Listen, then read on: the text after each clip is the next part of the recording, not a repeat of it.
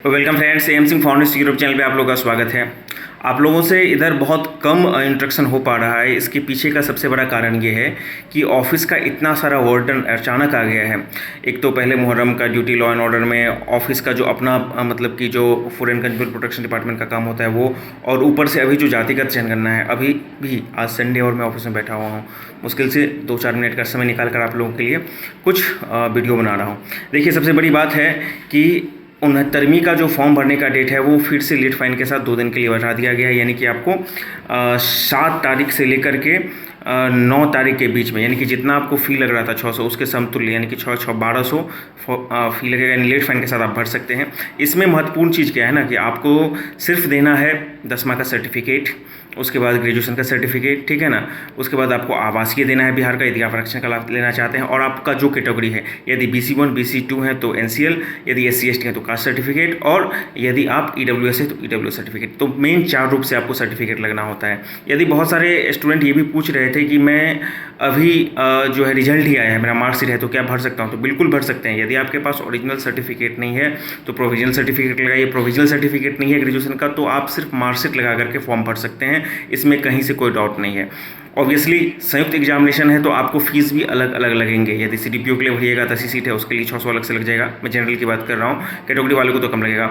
आप जो मेन है यानी कि जो कंबाइंड एग्जामिनेशन है 69 में, उसके लिए 600 अलग लग जाएगा। तो ये सब चीज़ें हैं। 4 सर्टिफिकेट आपके मेरे पास मुख्य रूप से होना चाहिए। 10वां का सर्टिफिकेट, इंटर का सर्टिफिकेट, यदि इंटर का सर्टिफिकेट नहीं है तो मार्कशीट भी चल सकता है, नहीं तो प्रोविजनल सर्टिफिकेट भी चल सकता है। 10वां का तो ऑब्वियसली सर्टिफिकेट लगेगा ही। उसके बाद आपका आवासीय और NCL इत्यादि लग जाएगा। यदि आप किसी जॉब में, खासकर बिहार सरकार के जॉब में है, तो आप अपना नियुक्ति पत्र लगा सकते हैं, उसमें कोई डाउट नहीं है। यदि आप अटेम्प्ट की बात कीजिएगा, यदि बिहार सरकार के जॉब मतलब गवर्नमेंट के जॉब में है तो आप वहाँ पर भरते हैं yes I am employ of Bihar, तो आपको नंबर ऑफ अटेम्प्ट भी देना पड़ेगा।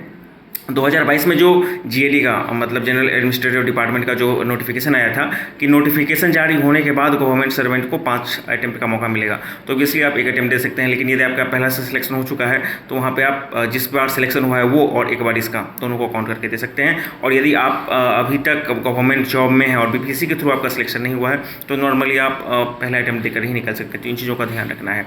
तो बहरहाल उसको आप भरिए और जो 2 दिन का समय मिला है उसका लाभ उठाइए।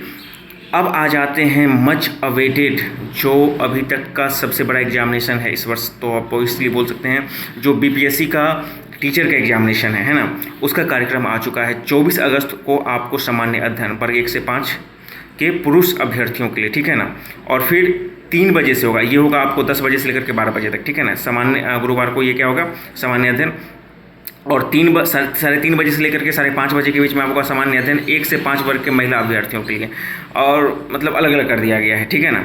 उसके बाद ये 24 तारीख को खत्म होने के बाद फिर आप 25/8 को आ जाएगा भाषा आहार, यानी कि सभी पुरुष अभ्यर्थियों के लिए वही 10:30 बजे से लेकर 12 बजे के बीच में, 10 बजे से लेकर 12 बजे के बीच में, और 3:30 बजे से लेकर 5:30 बजे के बीच में भाषा आहार सभी महिलाओं के लिए। तो ये सब चीज़ें आप लोगों को ध्यान रखना है, ठीक है ना। भाषा आहार यानी कि जो आपको लैंग्वेज का जो क्वालिफिकेशन है वो करना है, यानी कि मेन सब्जेक्ट आपको 24 तारीख को ही हो रहा है, इसको ध्यान रखिए।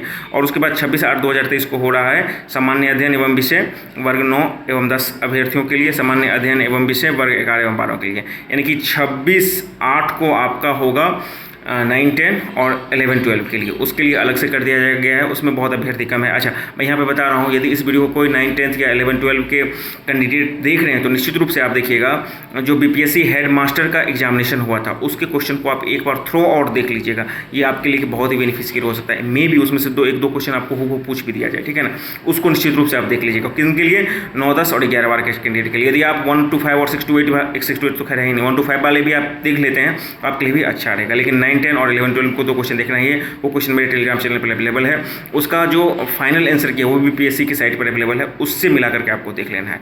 अब आ जाइए बात कर लेते हैं, जो भी इंस्ट्रक्शन वगैरह है वो सब आप देख लीजिएगा। देखिए, समय आपके पास बिल्कुल भी नहीं है, द टाइमिंग्स रनिंग आउट। अब आपने जो भी तैयारी किया है उसी के दम पर आपको आगे जाना है। मैं कहता हूं अभी भी कंपटीशन आसान है। इन केस कि यदि 2.25 लाख सीट के लिए 8 लाख 8.5 लाख का फाइट है तो बहुत ज़्यादा टफ नहीं है, बस थोड़ा सा आपको अपने आप पर भरोसा रखना होगा। मैथ रीजनिंग बहुत ही इंपॉर्टेंट रोल प्ले करने वाला है, जो 40 नंबर का होगा। और इसके इतर,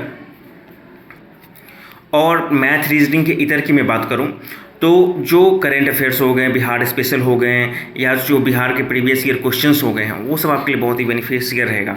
इसमें मैं एक काम ये कर रहा हूँ आप लोगों के लिए कि अपने काम से समय निकाल कर आप लोगों के लिए मैं एक पहले वीडियो लाने वाला हूँ जो कि हिस्ट्री स्पेशल रहेगा, मॉडर्न हिस्ट्री स्पेशल रहेगा। सारे 1 to 5 से लेकर के 9, 10, 11, 12 सारे कैंडिडेट के लिए बहुत महत्वपूर्ण होने वाला है वो वीडियो। मैराथन वीडियो होगा। कोशिश होगी कि अभी तक बीपीएससी के जितने भी मॉडर्न हिस्ट्री से क्वेश्चन पूछे गए हैं विद सॉल्यूशन आपके लिए करवा दिया जाए, और उसमें से जो मेरा इनपुट होगा वो भी दिया जाए। उसके बाद बिहार, इसी तरह से उसका क्या रिस्पॉन्स रहता है आप लोगों का, उसके बाद बिहार स्पेशल भी करवा दूंगा।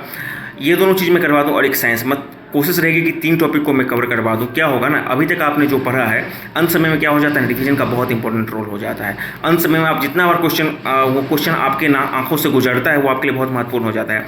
कई बार एग्जामिनेशन हॉल में आप क्वेश्चन का एग्जैक्ट आंसर पता नहीं होता है, लेकिन एक बार भी यदि आप उसको पढ़ें, आंसर को देखें, तो आपके सबकॉन्शियस माइंड में वो रहता है, और यदि आप गेस भी करेंगे तो आपका 10 में से 7, 8 तक गेस सही जाएगा। तो ये जरूरी हो जाता है यदि एक बार क्वेश्चन आपके नज़र से गुजर जाता है। मैंने बताया था घटना चक्र पूर्वावलोकन को देख लेने के लिए, यदि आप लोगों ने अभी तक नहीं देखा है तो खैर, अब जो है जितना पढ़ें उसी को रिवीजन कीजिए और टू द पॉइंट फोकस्ड होकर कीजिए, ठीक है ना। आपके पास सिलेबस था ही, तो ये तीनों चीज़ मैं लाऊंगा।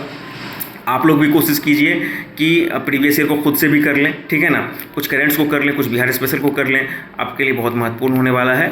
और मैथ रीजनिंग आपका स्ट्रांग होना चाहिए। मैथ रीजनिंग यदि 40 है, उसमें क्या है ना, यदि 40 में आप 20-30 तक स्कोर करते हैं, मिनिमम 20 तो स्कोर करना ही पड़ेगा, नहीं तो उतना से कम करते हैं तो फिर आप लोगों के लिए बहुत मुश्किल होगा, क्योंकि पता है कि मैथ रीजनिंग ही बहुत इंपॉर्टेंट रोल प्ले करने वाला है। और इधर भी जो बाकी का 120 का होगा, तो बाकी इधर भी 80 जो नंबर है वही भी आपके लिए बहुत ही महत्वपूर्ण होगा। तो ये आप पर डिपेंड करता है। अच्छा, तो मैं आपके लिए लाऊंगा समय निकाल करके, और भी बताऊंगा कि क्या क्या करना है, क्योंकि बहुत कम समय बचा है। आप लोगों को भी बहुत मुझसे उम्मीद था कि बीपीएससी टीचर में आप लोग को मदद करूं, लेकिन क्या कर सकते हैं, काम की इतनी व्यस्तता है, मतलब संडे, मंडे, ट्यूसडे, फ्राइडे कोई फर्क ही नहीं पड़ता है। 8 से 10, 8 से 10, सुबह 8 से 10, इसी तरह का चीज़ चलता रहता है। खैर, आप भी जब जॉब में आइएगा तो पता चलेगा, कभी आराम ही रहता है, मतलब बहुत ज़्यादा वर्डन नहीं होता, और कभी इतना आ जाता है कि आपको फुर्सत नहीं होता है। तो इस तरह का ये जॉब का नेचर ही आपको करना पड़ेगा। अभी और जाति का जनगणना को लेकर सरकार काफ़ी ज़्यादा एक्टिव है, तो पूरा प्रशासन इसमें लगा हुआ है। तो यही सब चीज़ें हैं। एक चीज़ और है, जो 69वीं के कैंडिडेट हैं, या फिर 67वीं के कैंडिडेट हैं, या फिर कंबाइंड इंट्रेंस बीपीएससी के कैंडिडेट हैं, उनके लिए मैं एक और मॉक इंटरव्यू का वीडियो मुझे मिला है मेरे पास। मैंने 4 मॉक इंटरव्यू का वीडियो दिया था, जिसमें 2 मॉक इंटरव्यू का वीडियो अपलोडेड है मेरे चैनल पर ऑलरेडी, यूट्यूब चैनल पर। एक का नहीं था, एक और आज मुझे मिला है, जो आस्था के इंटरव्यू को मैंने दिया था, पटना में दिया था। उसको भी आप देखिए, उसमें देखिएगा किस तरह से, हालांकि बीपीएससी में नाम नहीं पूछने की परंपरा नहीं है, लेकिन फिर भी कहीं नाम पूछा जाता है तो आपको नाम का मतलब और आपके पोस्ट प्रेफरेंस पर फंसाता है। मैं वहाँ पर बोला हूँ डीएसपी के बाद अल्पसंख्यक कल्याण पदाधिकारी, तो किस तरह से मुझे उसमें फंसाया गया था, वो सभी वीडियो आएगा, आपको अपलोड बहुत जल्द होगा चैनल पर, देख लीजिएगा। क्योंकि 67वीं का रिजल्ट भी बहुत जल्द आने वाला है, तो वो कैंडिडेट भी बहुत ज़्यादा एक्साइटेड है कि किस तरह से उनके, क्योंकि इंटरव्यू बहुत ही वाइटल रोल प्ले करेगा आपके सिलेक्शन में, ये बात तो आप तय कर लीजिए। ऑल्दो ये बात सही है कि आपका जो रिटर्न मार्क्स है वो ही सबसे बैकबोन है, लेकिन इंटरव्यू है कि वो आपको छलांग लगा देगा, सिलेक्शन करवा देगा। तो देखिए, और उसमें से देखिए किस तरह से हमको भी वहाँ पर फंसाया गया, किस तरह से हम निकले फिर उन चीज़ों से।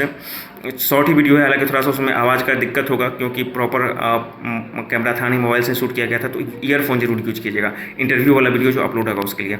और जो बीपीएससी के कैंडिडेट हैं 69वीं के, या फिर जो बिहार टीचर के कैंडिडेट हैं, उनके लिए मेरी कोशिश है कि निश्चित रूप से मैराथन ला करके 2-3 टॉपिक को ख़त्म कर दूँ, ताकि रिवाइजन हो जाएगा आपको, और तत्क्षण जब एग्जाम में आप जाइएगा तो आपके लिए बहुत ही बेनिफिशियल रहेगा।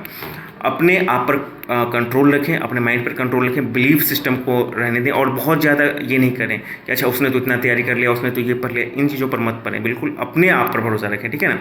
आपका एग्जाम अच्छा भी तैयारी है, थोड़ा सा भी अच्छा तैयारी है तो आपको निकलेगा। तो ऑल द वेरी बेस्ट, बहुत जल्द मिलते हैं। Thank you very much.